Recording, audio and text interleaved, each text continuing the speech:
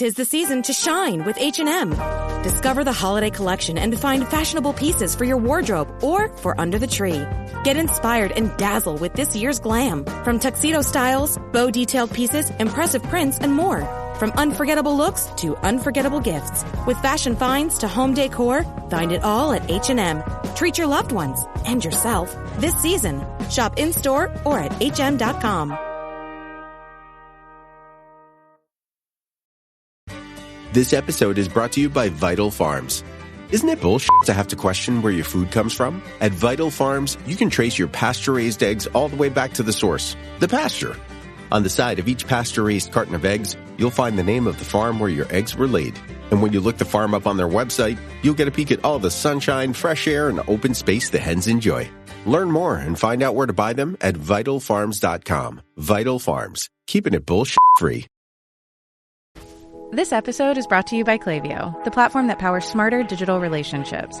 With Klaviyo, you can activate all your customer data in real time, connect seamlessly with your customers across all channels, guide your marketing strategy with AI-powered insights, recommendations, and automated assistance, deliver experiences that feel individually designed at scale, and grow your business faster.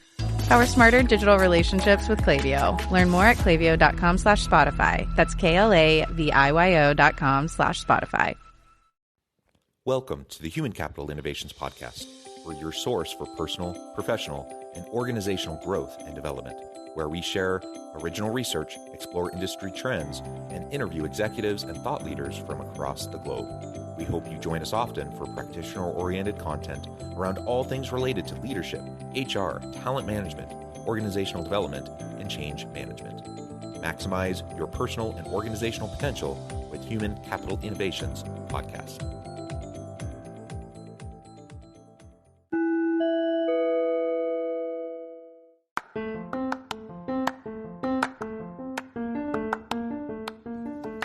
Welcome to the Human Capital Innovations Podcast. In this HCI podcast episode, I talk with Raphael Crawford-Marks about creating a culture of appreciation in your organization.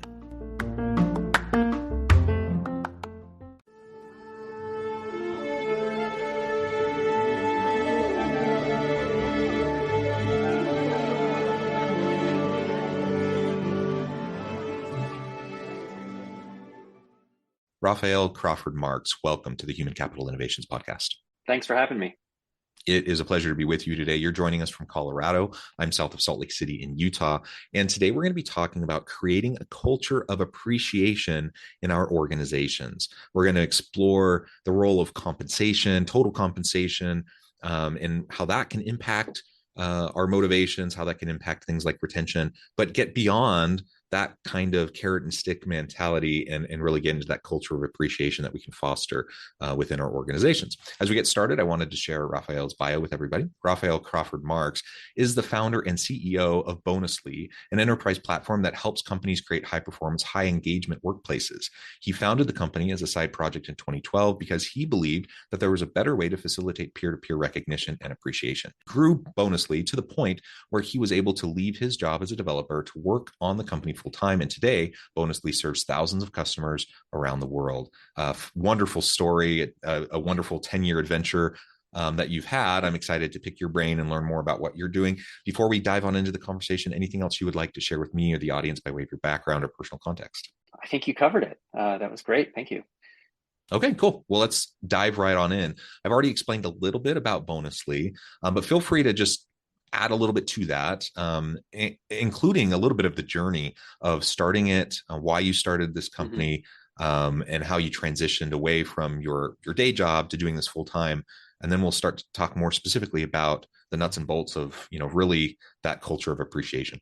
Yeah, the impetus behind starting Bonusly, and I started working on it as a side project. So really thinking it was what was so interesting about this sort of space and this idea that I wanted to give up my nights and weekends to build it.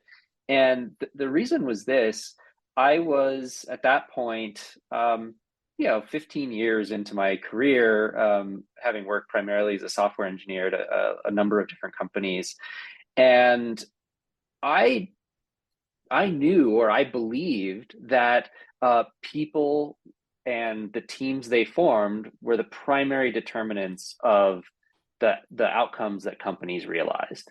It seemed to me to be obvious that if a company wanted to be successful, it needed to find a way to unlock the full potential of their people and teams. And with that belief as sort of the foundation, I then looked around and saw in my own experience at companies I worked with, hearing from friends in a wide variety of different roles in different industries, it really seemed like companies were behaving in ways that were often sort of puzzlingly antithetical to their interests in getting the best performance out of their people and thus the best business results. And so I thought, hey, like maybe things are going to have to change. As companies, some leading edge companies will start to get the idea that they should run their companies in ways that create better performance and enable better performance, and those companies will win out, and the other companies will have to either change their practices or they'll be competed out of existence. And maybe software can be something that helps companies adopt a lot of these best practices. Software will never be a panacea. There's always, many aspects to forming culture, but there are a lot of things that can be done in software, especially as technology more and more often mediates our working interactions. There's a role for software to play in enabling performance and enabling a culture of appreciation. Yeah, I love all that. You're really speaking my language. All of that I think is so important. And it really is, mind-boggling. I have these types of conversations with executives and business leaders, thought leaders like you from around the globe all the time, right? And a lot of times we talk around these issues, and we're in large level of agreement. Yet there are so many leaders out there. There are so many organizational executives who just don't seem to quite get it. And that's, I guess, why there's a niche for people like us to do the type of work that we do. It seems so obvious to us, yet it's something that still doesn't happen at a lot of organizations. And I think even with well-meaning leaders in many organizations who get it and they buy into the framing that you just laid out, the systems, the processes, the mechanisms within their organization kind of push them a different direction. And it takes a really resilient leader who's willing to challenge the status quo often to be able to get past the murkiness of, the systematic issues that they may be butting their head up against to really get to the point where they can do some of the types of things we talk about. So I think it's just really fun as you're talking with your business about how you create a platform to specifically help. So you're focusing on not just culture stuff generally, like lots of people talk about the importance of culture, but you've created a mechanism, a system to help in perpetuating and sustaining the type of culture that you need to have and helping leaders who may not fully get it or not fully buy in to start down that path. And for those leaders who do get it, to have the systems in place to support them in doing what they already want to do. Right. Yeah. And I think what we're up against and the reason why there are still, I would say probably the vast majority of corporate leaders are not fully bought into this is because, changing hearts and minds is often operates on a generational timescale. It's a slow process, and I can tell you, I've been doing this for 10 years. There are heads of HR who laughed at me when I pitched what Bonusly was and did 10 years ago. Some of them who are now customers of Bonusly. So the minds are being changed. This is the direction that we're going in, but from the dawn of the modern corporation, companies and leaders of companies have thought of employees as coin-operated machines. You talk about sort of the carrot and stick mentality. I like to talk about the coin-operated machine mentality, but really it's like sort of, I want them to do a job. I am going to pay them whatever, the market requires to get them to do the job, and Bob's your uncle, I should be done.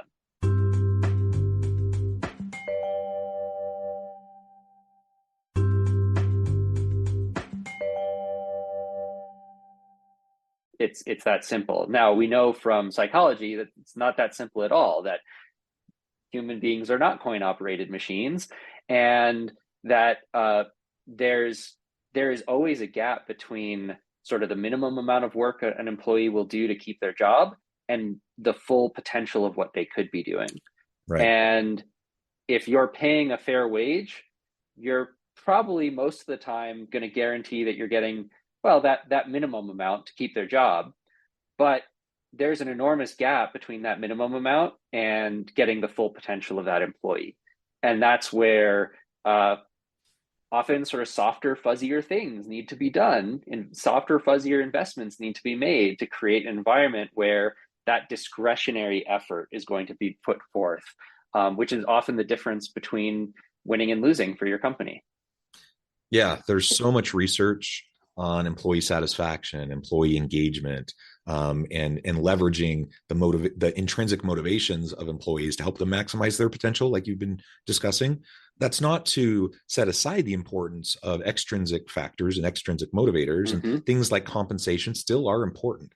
Sometimes I cringe when some leaders will listen to something like what we're saying, and then they'll say, "Oh, good, so I don't need to focus on compensation." And so then they go back to their people and they're like, they use that as an excuse to not pay people well or equitably, or to recognize their efforts via traditional compensation mechanisms. Those are important. People need those. And especially depending on age and life stage, sometimes it's more important to some people than others. But the reality is, well, why don't you tell us a little bit about some of the research behind that, the role that compensation plays in attracting and retaining good employees? Because it plays an important role, but it's not the end goal either, to get us where we want to be. Yes. I think the best way to think of compensation is as hygiene. So if you never shower, you're going to suffer some pretty negative consequences in your ability to be successful in your life.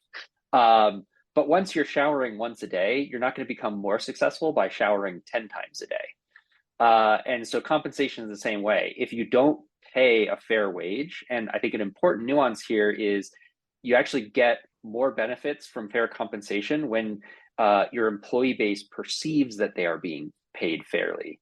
So I know a lot of companies are very against these like pay transparency laws, but actually laws that communicate to employees that they're being paid fairly gives you more bang for your compensation buck. So it's something for companies to think about there.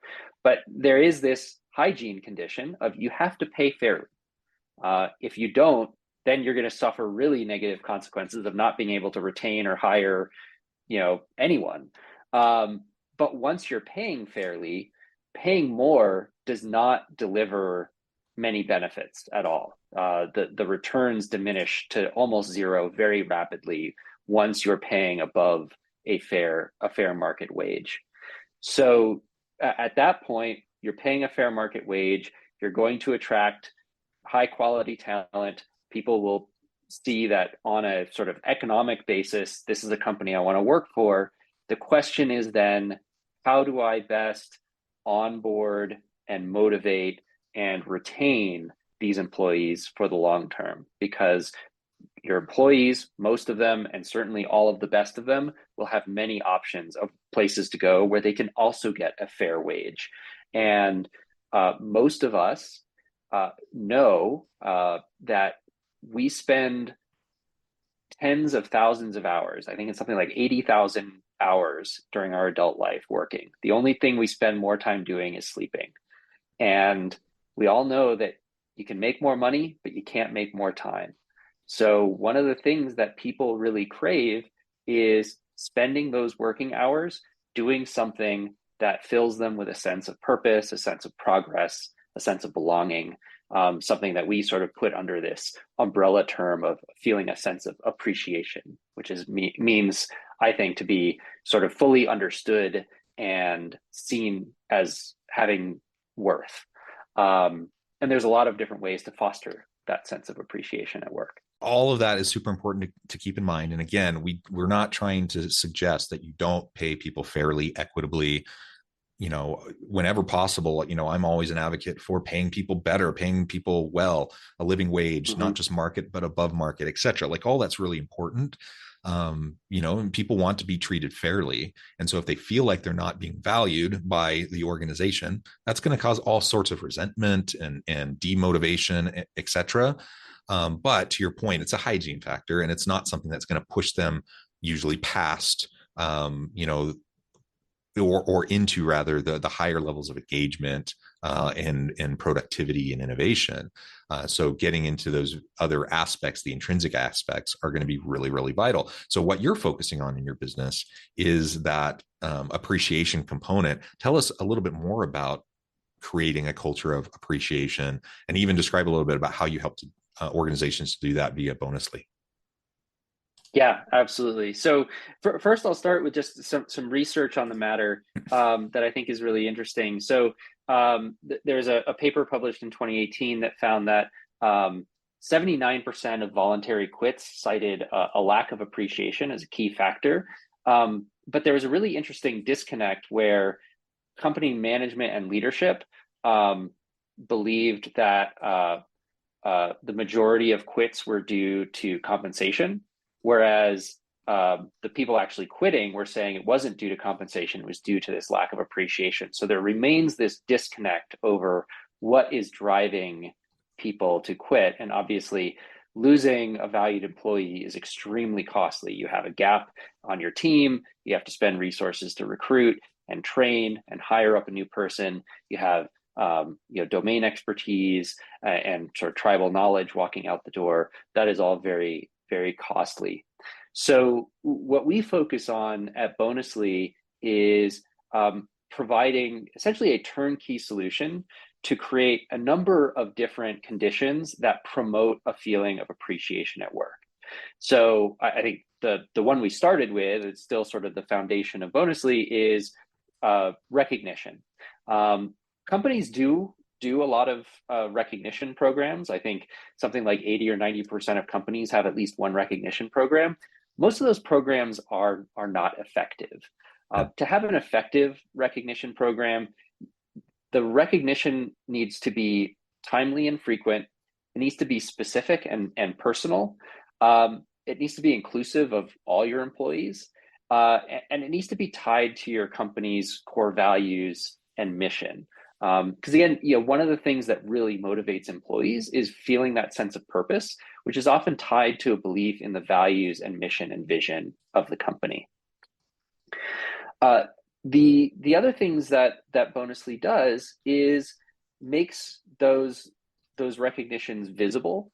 And because employees are participating regularly in Bonusly, we're able to not only share wins, but also engage, for example, managers to see what their direct reports are doing. Because we know that relationship between managers and direct reports is one of the most impactful in an organization. In fact, 70% of employee performance and variation in employee engagement is explained by manager quality. So a lot of what Bonusly also tries to do is create opportunities for strengthening that relationship between manager and employee.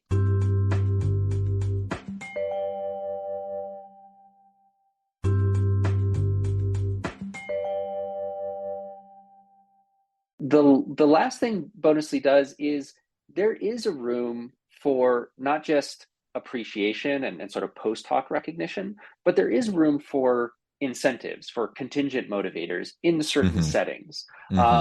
If there are specific trainings that employees need to do, or specific, sort of very clear specific goals that employees need to complete, or if you want to incent certain behavior changes, that is also something that Bonusly can do very well, whether it's a wellness incentive to get people moving, healthier employees or happier at work, whether it's sort of learning and development incentives to complete different learning and development modules. Those do have an important place, and Bonusly does create an environment where those can be done very quickly and easily and efficiently. Yeah, excellent. And again, I appreciate the focus on both types of motivators and factors in helping people to feel appreciated. And and to bring it back to the compensation piece or the bonus piece, some of those other contingent types of compensation or monetary types of factors. Just in my own organization at the university, I'm a professor, and we had an issue in my department. I'm a chair, and so I have a whole bunch of faculty that I'm working with, trying to help them be happy and satisfied and productive. And one of my very most productive employees, the very most productive faculty members, a great teacher, great researcher, is involved in so much other, service and activities, committees at the university and such. There has been an issue the last couple of weeks around frustrations around pay and equity and some of those sorts of things, and just feeling valued, period, by the university. And one of the things that this individual was pursuing, unfortunately, it kind of went up the line, and administration said no, and it came back down. So yesterday I was having some of those hard conversations, and then also trying to figure out, what else can I do? The university just said no to this one thing that this person was asking for, but there are other mechanisms. There are other ways, even monetary ways, just not the one that this person was seeking. And so, now it's incumbent upon me as the leader to try to be creative around how I can help this faculty member feel valued, to feel recognized, to help them understand that they are a top contributor, and that we want them to continue to be a top contributor, right? And so there's a lot of ways to go about doing that. You don't necessarily need a software or a system to help you do that, but the vast majority of people don't know how to do it. And so having a system in place will really, really help you. Part of the conversations I was having yesterday, some with this faculty member, but also a lot with my dean's office, the upper administration at the university, because it's not something they were thinking about. Like they just saw it as, this compliance thing or this policy thing. They weren't seeing the human side of it and how this was impacting the faculty member. And it wasn't until I raised questions and issues and started to explore some creative approaches that, they kind of got it, and they're like, oh, I see why this might be important. But there's not always someone like me there to try to push people in that direction. And so 100%. having mechanisms are really going to help. Yeah, 100%. And I mean, that is such a great example of the power of having a great manager, or I don't know if you're officially this person's manager, but having someone in that sort of, managerial type relationship who can be an advocate for an employee. I mean, I'm sure people, I certainly know people who stay in jobs because they have a great manager, even if they disagree with decisions from the corporate higher ups. Like having a great manager can really make a big difference, just as much as having a poor manager can make a sort of a negative difference there.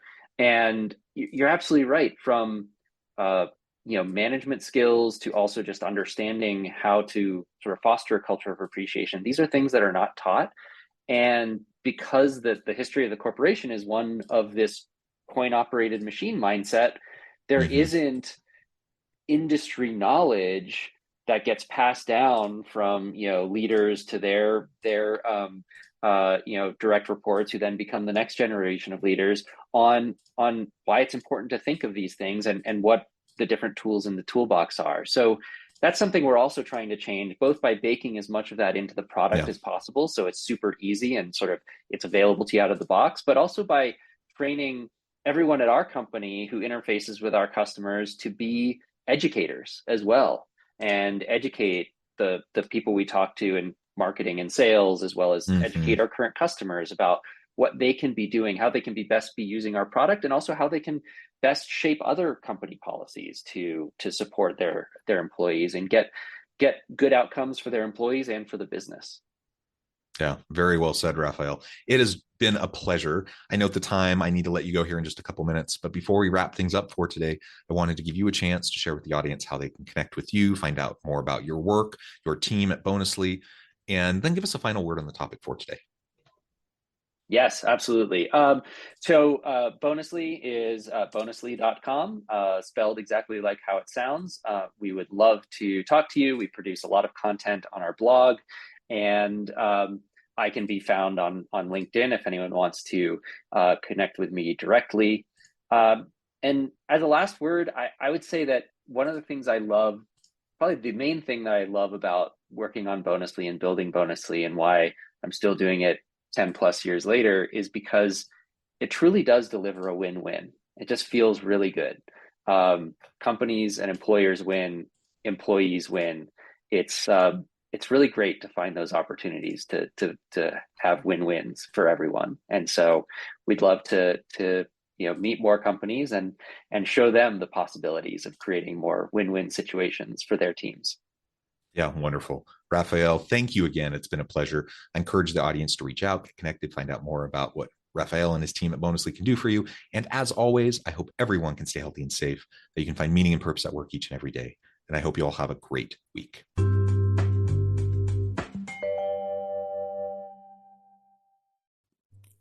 Thanks again for joining us for this episode of the Human Capital Innovations Podcast.